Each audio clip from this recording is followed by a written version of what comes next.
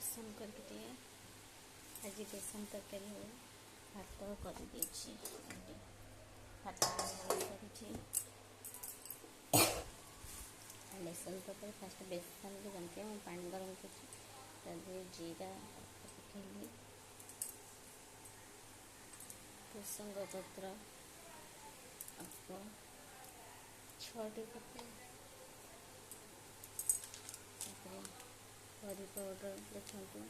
अल्प चामच ये व्यवहार करा चामच भाग पानी तो टिके चिकेन मसला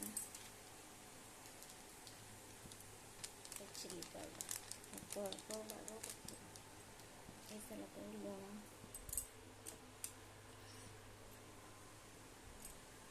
स्वाद अनुसार अपन लुण देवे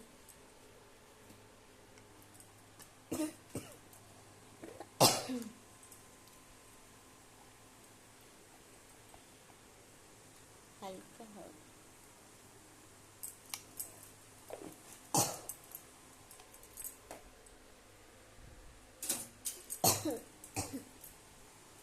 भल भाव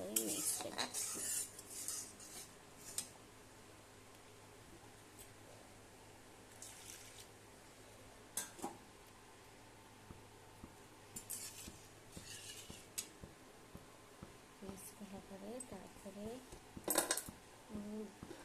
2 कप बेसन